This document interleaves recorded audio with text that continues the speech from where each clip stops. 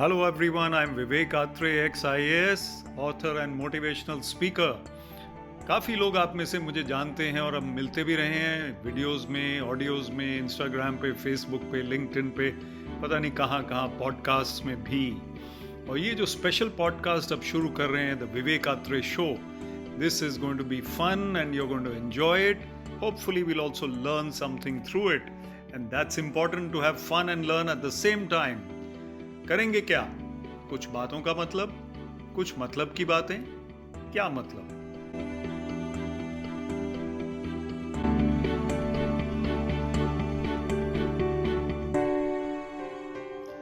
Creative writing is therapy. आज हम इस पे बात करेंगे. बेसिकली क्रिएटिव राइटिंग से क्या होता है, हमारा मन भी हल्का होता है और हम एक्सप्रेस करते हैं. So what happens is that we are able to let go of anything that is bottled up in our hearts and minds, and we are able to release it, unburden ourselves. यानी कि जब आप कुछ लिखते हैं तो आपको एक लाइट फीलिंग होती है क्योंकि आपने अपना मन हल्का किया, आपने वो चीज़ शेयर की जो आप पे बोझ बनी हुई थी. So what happens is that we use writing therapy as a therapy to lighten the mind and de-stress and become less depressed or low, so your mood improves.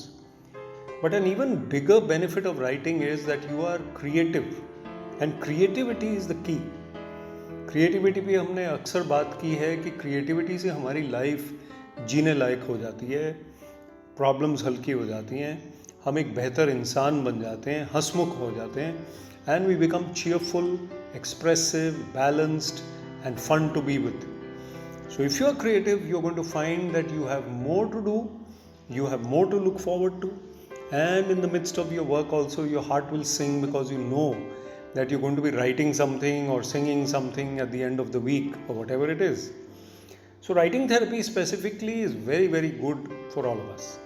And if you're able to write articles, if you're able to write reports, if you're able to write even blogs, and then later on you go on to become a writer or an author and become a major success, that is a great achievement in life.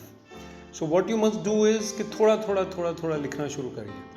उससे क्या होगा कि आप में confidence building होगी और आपको लगेगा किसी को पढ़ा के अगर उन्होंने थोड़ा सा भी कहा कि हाँ अच्छा है, इसमें ये चीज़ इम्प्रूव हो सकती है, तो फिर आप इम्प्रूव भी करेंगे.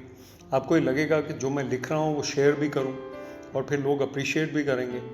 So creative writing is a very very important tool in life. And if you become a successful writer, if you have a column in the newspaper or you have a book, then you really feel as if you have achieved something.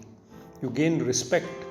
And when you go and speak on any topic later or you appear in any meeting, you already have some writings and a book behind you.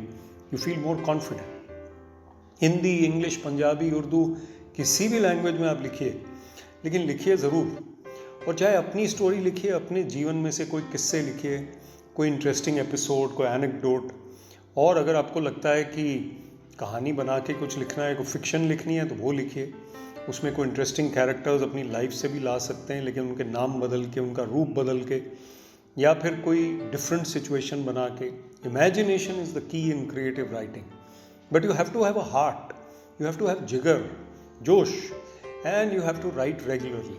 ऐसा नहीं कि एक लिखना शुरू किया फिर 1.5 साल बाद उसी पेपर को उठा के आगे लिखा या उसी फाइल को उठा के आगे लिखा. तो आजकल हम टाइप करते हैं, कागज़ पे नहीं लिखते, लेकिन उसमें भी सेटिस्फैक्शन है because you can edit, you can change, you can alter, and before you send it somewhere it is a final product. Recently मैंने एक माइक्रो शॉर्ट स्टोरी लिखी, मुझे सबसे ज़्यादा आनंद उसमें आया. 250 वर्ड्स का लिमिट था. अब 250 वर्ड्स कुछ भी नहीं होते, एक ही पेज की स्टोरी पूरी, और उसी में कैरेक्टर, उसी में सिचुएशन, उसी में सब कुछ शुरू भी करना है और ख़त्म भी करना है. तो चैलेंज होता है. Every word jostles for its space in a micro short story. So it's a challenge, it's exciting. So let's become writers. Let's start this writing journey together. All the best.